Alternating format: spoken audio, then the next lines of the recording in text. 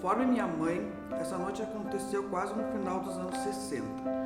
Pediu a ela que a deixasse um pouco sozinha em seu quarto. Haveria uma longa caminhada pela frente. Eu e o meu irmão brincávamos muito. Como todos vocês sabem, em 12 de janeiro de 2010 aconteceu um terremoto. Ao olhar para trás, avistou um homem de fogo. E a mulher foi para casa. Quando ela chegou em casa, o marido dela estava deitado na cama. Dessa união nasceu 12 filhos.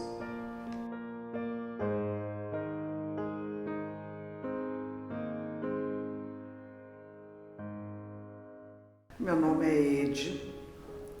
Ede Maria de Fátima Montes Soares. Tenho 56 anos, tenho 3 filhos, 6 netos. O meu nome é Andrea, eu sou aluna do Instituto Federal. Meu nome é Rubens Joseph, sou haitiano. Estou morando aqui desde 2015. Eu sou Rosane Fragoso da Luz Ackerman. Agora, 2023, sairei formada no curso técnico em administração do ProEja. Então, eu sou a Franciele, eu tenho 35 anos. Meu nome é Liliane, eu tenho 44 anos, tenho 3 filhos, 4 netos. Sou casada, tenho 2 filhos, tenho 41 anos, sou natural de São Luís Gonzaga. Com 50 anos eu resolvi voltar a estudar. Eu estava muito tempo sem estudar, desde os meus 19 anos.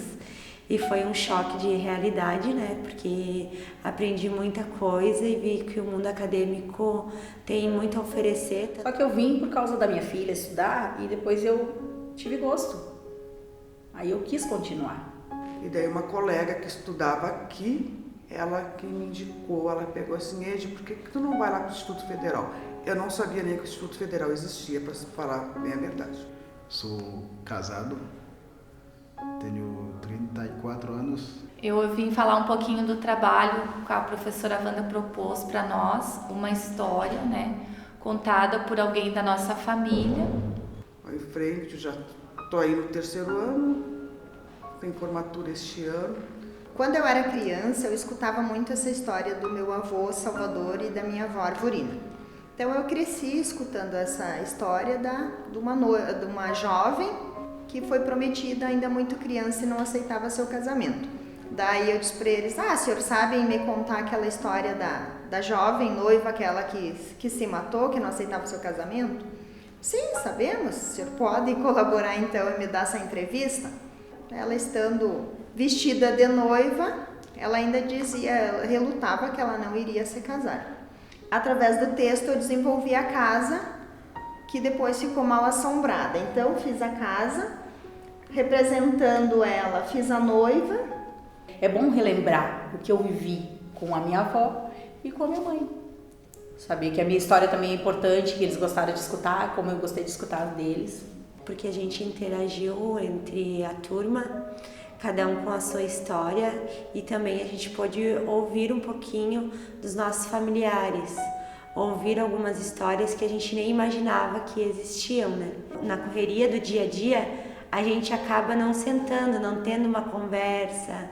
No início, quando eu perguntei assim, mãe, tu tem uma história? Eu disse, eu não me lembro de nada. Ela disse, daí ela começou a pensar assim.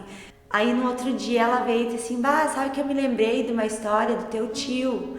Eu disse, do que? Ela disse, que ele foi namorar lá numa sexta-feira santa e a mãe disse que não era para ele namorar.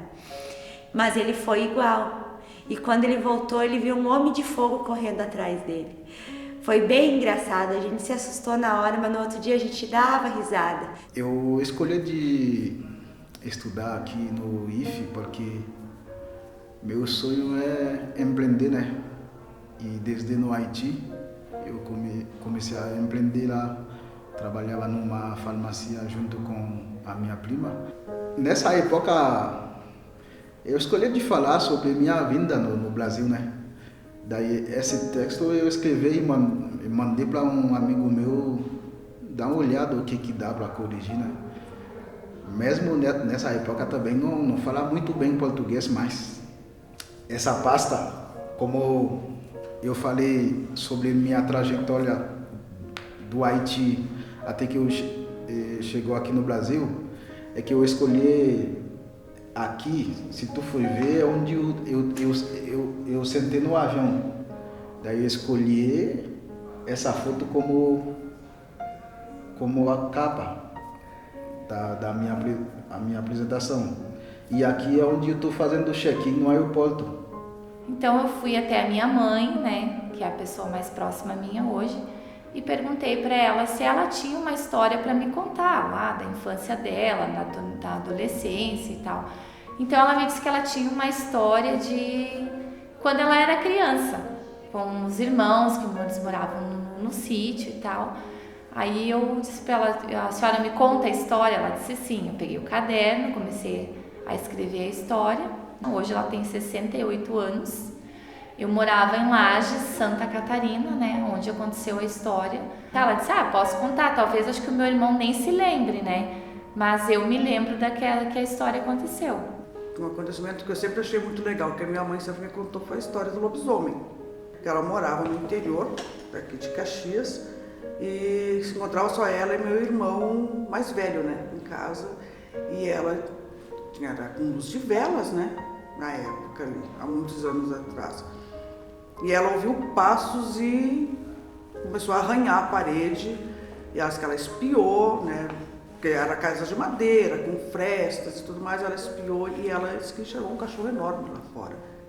Então, uma história que eu disse assim, eu quero passar, sabe? Que é uma história que eu conto para os meus netos também, sobre o lobisomem. Eu cheguei e disse, mãe, eu tenho que fazer um trabalho lá para o instituto. Ela pegou assim, que trabalho? Eu tenho que fazer eu quero saber continuamente a história do lobisomem.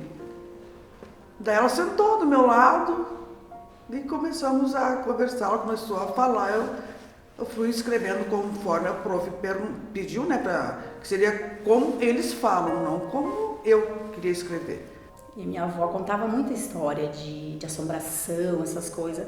E isso até hoje eu lembro, né, dessas histórias dela, porque ela sempre contava uma história nova. A gente ia pra lá nos finais de semana, né, e ela contava, cada vez ela tinha uma história para contar, era de lobisomem, era de uma bruxa, e sabe, você me contava essa história para mim e para minha irmã. Tu lembra como é que era a casa lá da avó? Porque algumas coisas a gente acaba esquecendo, né, só tu relembrando mesmo, né. Ela disse, a casa da avó era assim, era vermelha, tu lembra? Eu disse, é verdade, tinha a patente lá no fundo do milharal, sabe? Porque era bem assim, sabe? Como eu me lembro, né? E a minha irmã foi me refrescando a memória, né? Só que nessa época tinha um lobisomem que ele estava atacando as pessoas, o povo falava, né? Que estava atacando as pessoas e comia criança. Foi desafiador, né? Porque tu tem que escrever a história de outra pessoa, aí tu tem que parar, tu tem que... Às vezes tu escreve errado, tem que apagar, escrever de novo. É mais complicado, então meu maior desafio foi colocar as palavras certas para que quem lesse a minha história entendesse o contexto dela. A língua portuguesa é um pouco difícil para mim, e até alguma vez eu ouvi algum brasileiro falar isso também, que é muito difícil para montar um texto. Como experiência, tu buscar um fato passado, né? Que nem eles são pessoas bem de idade, em vista a mim, eles saber trazer esse conhecimento e eu poder trazer esse conhecimento para outras pessoas, né? A confecção da maquete eu tive a ajuda do meu neto mais velho. Eu quero que tu leia a história da tua bisa pra gente fazer um trabalho em cima disso. Na verdade, escrever uma biografia de uma outra pessoa, né? E o que eu desenvolvi foi o aprendizado da escrita, né? Eu entregava para a prof e voltava, meu Deus, entregava de novo e coloca a vírgula e o ponto e dá mais uma introduzida e coloca isso. Eu acho que todas as pessoas têm uma história de vida, né? Mesmo que eu tenho história aqui escondida também, mas eu escolhi uma história da minha vida que eu acho que todo mundo vai gostar, vai querer ouvir também, né? Para compartilhar com o povo brasileiro. Aí a gente olhou, achou legal, leu a história um do outro. O trabalho para mim é gratificante, né? Vendo assim que foi exposto aqui no Instituto Federal já é uma grande coisa. Porque como simboliza um galinheiro, o meu tio, a minha mãe, as galinhas, né? A gente se sabe que era uma casa de madeira, que era azul, a minha saiu verde. Porque uma coisa é tu falar, outra coisa é tu colocar no papel. Eu sempre bem acolhida em todos os lugares que eu for no Brasil. Apesar do que as pessoas falam que Caxias do Sul é uma cidade que tem muito preconceito. Não vou dizer que não tem, mas graças a Deus, para mim, eu nunca passei. Não sei o que está passando na cabeça deles, mas para mim eu acho que eles são muito legais comigo. Acho que eu fiz muitas histórias, sim. Eu acho que na verdade vai ser um marco na minha vida, né? Porque eu entrei aqui para aprender coisas novas, para ajudar o meu chefe na época. E eu me senti amarrada porque eu não sabia de nada, eu não sabia o que acontecia no mundo lá fora. O meu mundo, ele era de casa para o trabalho e era isso. E eu sentia que faltava um pouco de conhecimento. E quando eu cheguei aqui, eu me deparei com muito conhecimento, com muita coisa. E eu tive a professora Maria de Fátima, que dava empreendedorismo para nós, que ela despertou em mim o empreender. E daquele momento em diante eu comecei a dizer, eu quero ser empreendedora e vou sair daqui uma empreendedora. Porque em maio do ano passado eu abri a minha empresa, Ferramentas Amaral, e graças ao curso, com certeza, me deu muita bagagem para esse negócio dar certo.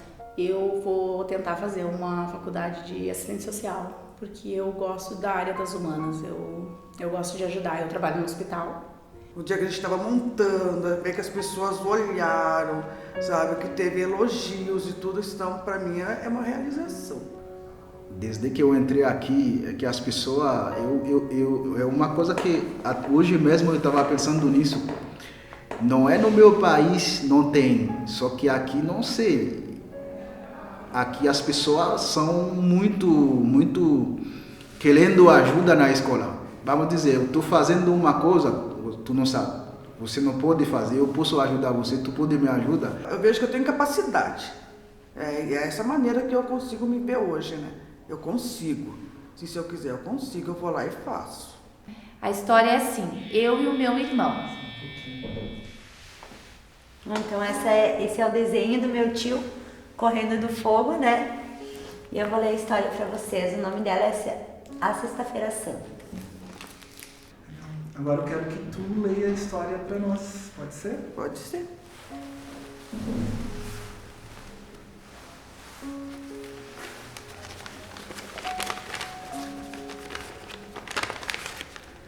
Noite de medo. Conforme minha mãe, essa noite aconteceu quase no final dos anos 60 e com certeza foi uma das noites mais assustadoras da vida. Encontrava-se apenas ela e meu irmão na época com poucos meses de vida. Morava em um casebre, mais conhecido como tapera. Naquele dia ele propôs que nós brincássemos de raposa e galinha. Ele falou que para nós brincar disso eu precisava que eu passasse merda de galinha nos meus cabelos. A minha mãe conta que ela tinha o cabelo comprido bem maior do que o meu. Porque seria a senha para que a raposa viesse até a mim. A casa da noiva. Essa história aconteceu em uma localidade rural do Rio Grande do Sul, chamado Laranjal. Diante daquela crise, eu decidi vender a farmácia e sair do país e vim para o Brasil. Conta minha mãe que em uma sexta-feira santa, meu tio se arrumava para sair, pois havia marcado de visitar sua namorada. Naquele tempo, havia uma crença forte que não deveríamos fazer nenhuma atividade em dias santos. Minha mãe costumava levar eu e minha irmã para visitar minha avó, Andronina, na cidade de Vacaria. A casa era simples, tinha uma lavoura de milho, feijão, alguns temperos e chás. Só que neste atalho, a mulher acabou se perdendo do seu marido e de repente apareceu uma criatura apavorante, meio lobo, meio homem. Chamou pelo nome dele, mas não teve resposta. Então acendeu um lampião, foi até a cozinha e com muito medo de que seria um ladrão, espiou por uma fresta. Como era noite de lua cheia, estava bastante claro do lado de fora, e o que ela viu gelou até a alma. Foi que de repente a minha mãe, que se chamava Zilda, apareceu e me viu com o cabelo comprido cheio de titica de galinha. Ela ficou furiosa. Foi preciso lavar o meu cabelo não sei quantas vezes para sair o cheiro. Foi então que o pior aconteceu. Ela própria tirou sua vida enforcando-se. Tempos depois, os jovens Salvador e Alvorina compraram a propriedade da família, da amiga, e mudaram-se para lá. À noite não conseguiam dormir. As janelas e portas abriam e fechavam. Quando ele já tinha passado por essa propriedade, ouviu um grito. Ao olhar para trás, avistou um homem de fogo que vinha em sua direção. Vim para cá porque a minha prima estava aqui e eu passei a morar com ela. E depois ela voltou para Haiti. 3 meses depois que eu cheguei aqui, minha esposa veio também. Quando ele não queria que eu brincasse com os meus amigos, ele me dizia: sai pra lá, sua merda de galinha. E daí eu chorava muito, porque ficava com vergonha. Então chegou na casa mais próxima e foi acolhida. No outro dia, quando chegou em casa, encontrou seu marido dormindo. Ela aproximou-se e viu na boca entreaberta um pedaço do manto em que seu filho estava enrolado. E teve um susto. Seu marido era um lobisomem. Então aproveitou que ele estava dormindo e fugiu de casa. Vou pedir que tu comece a ler a carta que é para o fim de outra turma. Olá, turma! Primeiramente, que saudade de vocês! Como sabem, estou passando por um momento de dificuldades, mas não esqueço de minhas queridas alunas e meu querido aluno. A Andrea, Ed, Franciele, Liliane, Robins e Rosani. Vocês são muito especiais para mim e desde quando começamos lá no ano passado eu me identifico muito com a turma. Então eu queria primeiro agradecer pelo nosso convívio leve e afetivo. Eu não sei se eu consigo dizer exatamente porque as histórias orais me fascinam tanto, mas eu avalio que o meu interesse por elas tem 3 causas importantes aí que se deram ao longo da minha vida. Primeiro, assim como muitos de vocês me contaram, eu me acostumei a ouvir histórias à luz das chamas do fogão a lenha, né, em dias de chuva ou em noites com falta de energia elétrica. Eram esses dias que eu mais ouvi histórias. Nós devemos entender que há muitos saberes que estão na oralidade, né? Nessa coisa do boca a boca, de contar histórias. Quem conta uma história, ele não apenas conta uma simples história, mas fala da sua própria cultura, do seu lugar, dos seus valores, da sua identidade. Isso acaba que vai muito além de frequentar ou não uma escola, né? Eu aprendi, quando eu estive aí com os mestres quilombolas nas comunidades, né, que o saber também é popular. Assim eu entendi que aqueles saberes eles não podiam ficar só restritos à publicação de uma pesquisa, que foi essa pesquisa que eu fiz, mas eles precisavam ser compartilhados e ampliados também no meu trabalho como professora. Então eu decidi levar isso para a sala de aula, né? Então, o que vocês fizeram, a transcriação de histórias, ou seja, passar uma história oral para o papel, não visa substituir a história contada oralmente. Porque na oralidade, toda vez que nós contamos uma história, novamente, ela já não é a mesma história. Ela vai mudar, ganhar novos detalhes e deixar de lado outros. No papel, nós temos uma outra história, que deve manter a essência da história original, mas que, inevitavelmente, né, ela também vai trazer mudanças. E se é de histórias que se conta a vida, né? Vocês certamente já estão dentro da minha, podem ter certeza. Então vai um abraço apertado da professora que está com saudade de contar e de ouvir histórias com o terceiro TA. Wanda.